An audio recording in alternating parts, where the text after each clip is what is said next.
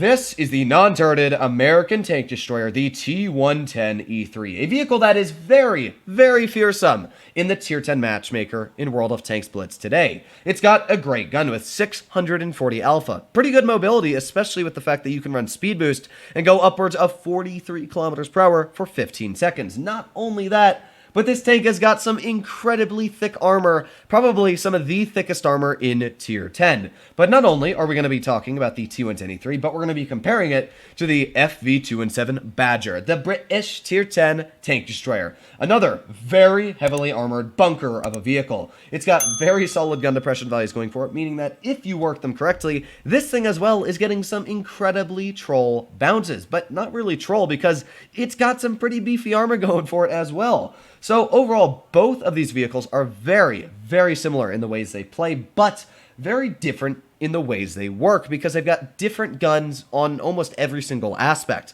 Now, the Badger will be getting a buff in Update 8.1. Finally, it's going to be going from 30 to 34 kilometers per hour top speed, about a 15% buff. And as well, the on-movement dispersion for the gun is going from 0.16 to 0.08. That is a 50% buff. So, what do I think the Badger's going to be like after the buff? Well, I'll be telling you everything you need to know in today's video, what I think it's like now, how it'll be after they buff it, and will it be even close to the current leading champion of heavily armored tank destroyers, the T110E3. Now, we're going to break into the guns first of all, and the E3, sure, it's got a pretty good gun. 2961 DPM if you're running rammer, but I actually like to run Kali on my E3, so yeah, it's about 2700 if you're running Kali, and 2900 if you're running rammer. With rammer, you've not only got that pretty solid DPM, but a beefy chunk of alpha at 640. You've got 0.326 dispersion and a 4-second aiming time. If we compare that to the Badger, I will say the Badger gun is just flat out better on paper. It's got 3,450 damage per minute with rammer on. It has got a 3.4 second aiming time and as well 0.299 dispersion. So overall the gun is just flat out better, but there is a difference in the vehicles, and that is alpha. 460 damage per shot with the Badger, and 640 with the E3. Now, while these vehicles do have very, very strong frontal armor, the issue I find with the Badger is every time you poke, you do still have that risk of being penned in the lower plate, or just being buttered through by tank destroyers, premium shells on the upper plate. So what that means is the E3 has the ability to poke less and get out more damage, where the Badger has to constantly poke if it wants to be getting out that damage. So that's the biggest advantage of the E3, is just the fact that it's got more alpha. Because other than that, yeah, sure, the E3 is faster, but it's not going to be faster in Update 8.1. It will be for 15 brief seconds, but obviously that's not going to make the biggest of differences in a real-world scenario, unless you're just kind of using that speed boost to get in the position. But I rarely even ever use my speed boost in the E3 because I don't ever need it. But it does help you in some pretty dire situations if you need to be able to back up very quickly. That is where I think the E3 speed boost is very nice. But a good example there is that Mark 6 just lost 640 health, or 670, and he took 400 off me. With the Badger, I probably wouldn't have been able to do that ever, because obviously the Badger rolled that high. We got some serious talking we need to do. But at the same time, you'll also notice that the Mark 6 went straight through my track wheel. And that's one of the biggest weaknesses of the T110E3, is that track wheel. It is such a big weakness. After this replay, I'm going to go over the armor of the E3, and I'm going to show you just exactly what I'm talking about. You're able to rip through this thing's track wheel if you know what you're doing. Unlike that shot there that just went a teeny bit off to the side of that Mark 6, which kind of sucks, because of course the Mark 6 is a pretty easy tank to pen, especially with how much penetration this vehicle has, like 310 on the standard because I'm running Kali. Yeah, that's a big rip in the chat. Now again, this Mark 6 is going to get another shell into the side of me here, but because I did notice the 100 fired, we're able to get our second shell out. With that, 2 shells, 1400 damage, which, yeah, the Badger, again, wouldn't have been able to do this, but I guess in this moment here, the Badger also would have just been ripping into this U100, so it's kind of even at this point. But 1 health, really? That's just unfortunate. I don't know what to say about that. Badger wins that engagement, guys. It would have gotten that extra 1 health, but yeah, that's just a rip in the chat. Now, this Mark 6, again, you can see, I was like, please don't aim at me. There's 3 tanks here, and he chooses to shoot me. I had a 60% chance to not be shot, but yeah, that Mark 6 was just really having a hard-on for me. Either way, though, we're still alive, and we're still doing strong. We got 725 hit points left, and that's one thing you always got to worry about with a tank destroyer, is that you don't have the most hit points. You've got 1,900 with this vehicle, and again, that dispersion just let me down so bad. And that's, again, another issue with higher alpha. You should do it with that worse dispersion. But as I was saying, the one thing you got to be careful with these non-turreted tank destroyers is a vehicle like an IS-4 or an E-100 have huge hit point pools. You know, you make a mistake in an IS-4, you've got 2,400 hit points left. You make a mistake in this vehicle, and you've got 1,400 left. That's a huge difference. That's like half of the hit points. So, yeah, you got to be super careful in this vehicle. But this is the thing the Badger cannot do. 952. This is the one thing I actually really despise about the Badger, and the thing that I'm disappointed that Wargaming hasn't done is, if you don't know, Wargaming gave the Badger the same gun as the FV217. It's just in a single shot form. Same penetration, same HE alpha, same HE pen.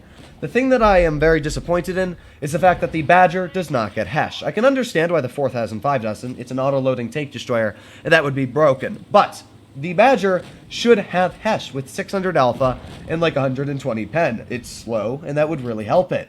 Now that shell there, again, I don't know where that went. It probably hit part of the cron and then just went yee, but that's the issue with the dispersion. So, yeah, the E3 is great, but it does have some weaknesses. And I wanted to show this replay in particular because it was a replay where I didn't get to use any of the strengths of the tank. Sure, I used the alpha, and I used the gun, you know, I used the DPM a little bit, but you didn't really get to see this thing work at all on a ridgeline. And I wanted to point out that it is quite easy to penetrate if it's not on a ridgeline. In fact, that lower plate is very, very weak. Only 220 millimeters thick. Yeah, every tier 10 and tier 9, as long as they're running their standard ammunition with the top guns, will be able to cut straight through that lower plate.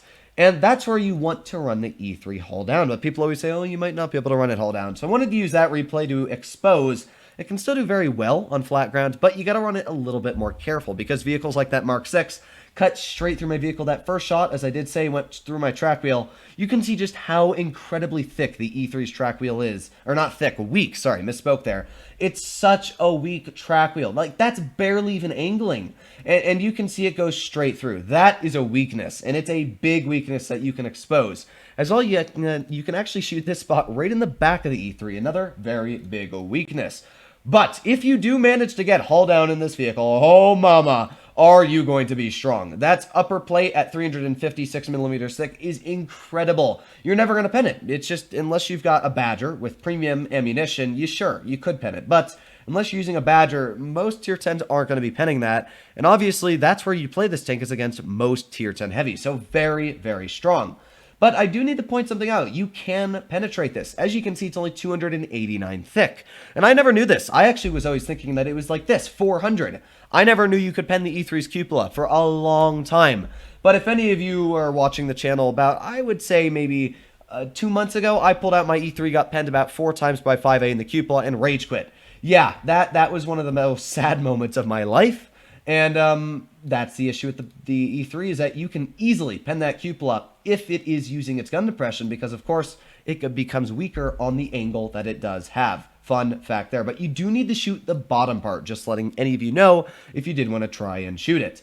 Now we're going to look at the Badger's armor profile. And as you can see, it's pretty dang impressive. Even if we put on calibrated shells, on flat ground, that Badger's upper plate is 321 millimeters thick. That means if you're full gun depression, yeah, you're getting auto ricochets. Even with premium ammo, you're not penning the base armor of this tank, but it still does have weak spots. With 372 there and 371, it is incredibly thick. And basically, unless you're in a tier 10 tank destroyer, you're not penning the Badger hull down. It is that incredible. But still does have weak spots. The only spot you actually could pen with, I guess, premium with like an IS-4 would be the mantlet right next to the actual gun itself. So the Badger has got a much stronger upper plate, I would have to say, because unless you're in a tank destroyer, you're not penning this.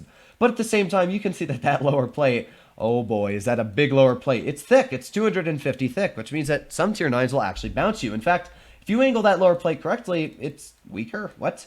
Okay, well, I guess the outer part's 250. That's right. So it's got an outer part that's 250, as you can see here, and then the inner part's weaker. So it's only about 220. That's what I thought. Much, much weaker. And you do got to be careful with that. But one thing you'll notice is the track wheel is not ridiculously weak on this vehicle. It actually can get some solid bounces. So armor profile-wise, the E3, I actually think it loses. It's a worse armor profile. But because the E3 is so much more mobile and it's got that bigger alpha, I think that it's just a much more flexible tank. Alpha, as I always say, is key. The ability to slap somebody for 640 makes it so much more flexible on the fact that, you know, they tap you back, but it's not hurting as much due to the fact that you're not poking us constantly. You're going to see in this game here that I'm always worried. I've got to keep poking. And the enemy team has a 183, and I'm worried that that 183 is going to shoot me, which he in fact does twice. But thankfully, the 183 can't pen me, so he's just shooting a hesh at my upper plate. Obviously isn't going to do all that much. So here we are driving into position. Now, in my opinion, I think the Badger looks much nicer than the E3, even with the legendary camo the E3 is getting. The Badger is just such a sexy looking tank in my opinion, and that's one of the reasons why I really like it. Now, I did say the aiming time is a bit poor, and you'll notice that there. The on-movement dispersion of this tank, when I'm turning to shoot this E50M, it's a little poor. I gotta wait quite a bit of time before I do aim in my shell, about 2 to 3 seconds there, which I would always think that a vehicle like this should always just be aimed in. It only goes 30 kilometers per hour or whatever, which isn't great. So, yeah, you do gotta be a little bit careful there. But nonetheless, we're doing pretty good on this game. We're at 850 damage already, something the E3 would not have been sitting at. This is a good game to show the advantages of the Badger as well. But the thing about DPM is, sure, it's great. Like, I got to use my DPM on that E50M. And you will be able to use your DPM at certain times with the Badger. But at the same time here, I'm not using my DPM at all. And because of that, the E3 would have just been flat out better. I could have poked this yo with my E3 and boom, 640 health gone. So then I would have been back up on the top part with the E3, just about the same damage. So right now, it's basically the same, and that's the issue with both these vehicles, is they're so similar. I'm shooting at that M6O, and oh baby, ricochets off his turret and goes straight into his cupola. That is what I'm talking about. So now we're sitting at 1700 damage. I do notice the T92 is coming up behind me, and I don't want to deal with that guy. You'll see how slow the traverse speed is on this vehicle. It's slow. Like, I gotta turn back up to the hill now. This tank has got one of the worst traverse speeds, which is a killer. I actually think that Wargaming should have buffed the traverse speed over that top speed, but that's just my personal opinion. Again, though, nice shot going straight into that yo. And with that, we're sitting at 2600 damage. This thing has a pretty beefy alpha, 460, sure. While it is no E3 at 640, because it does have that big rate of fire, you're still able to pump out that damage pretty dang quickly. And with that 183 at the back there, we're going to shoot a shell at him. That clearly penetrated, and we're now sitting at over 3000 damage. Now, I only played one game at both these vehicles, and here again, that's the advantage of DPM. We were able to get 2 shells into that guy, where the E3 definitely would not have been able to get that second shell out. I'm going to aim it again and fire. Oh, that's a rip. That .299 dispersion, while it may be pretty dang accurate, is not enough to get through that 183, as it does just slightly miss. Now I'm just going to poke this hill, try and get a shell right into the lower plate. And again, the E4 bounced right off my upper plate. As we did see before, the E3 could not pen the upper plate of the Badger, and neither could that E4 unless it loaded premium. So this game was a pretty solid one at that. I don't think I get a shell into the 183, but we still did about 4,000 damage, which is pretty good. Both of these games are very similar on damage. I wanted to show that to show how they're very similar on the ways they play, but very different in the ways they get at the damage. I honestly think that the E3 would have done much worse there, just because shooting the cupola of those 2 tanks, the Yos, the E3 wouldn't have been able to do that. It's just a much less accurate gun. But I know, Droodles, you can run accuracy on the E3, which I'll give you credit, you can. On consumables, you can make your dispersion 40% less, and same for the aiming time, but I never run that because it's only for like 15 seconds, which is just, other than that, you're just running out of a repair kit or anything else like that that you might want to use. So I think that the E3 is a better tank. I think it's more enjoyable because it's more flexible with that alpha. It's got more armor if you're hauled down, in my opinion, but at the same time, the Badger has that big DPM. And in Update 8.1, well, I really don't know. I'm going to be making video on this in Update 8.1, but for now, I still think the E3 is better. The E3 is not getting buffed, and the Badger is. Clearly, the Badger needs a buff. Although I had that good game there are many, many games in my Badger where I've had terrible, terrible games. It's one of my lowest performing tier 10s currently for 30 day at 67% at 2900. So yeah, that's what I have to say about the Badger. The E3 is a very strong tank, and if you know how to play it correctly, you will be whooping some booty. Hopefully all of you enjoyed today's video. If you wanted to see more like it, please consider smashing that subscribe button down below. But other than that, stay happy, stay healthy, and I'll be seeing you in the next one. Bye-bye.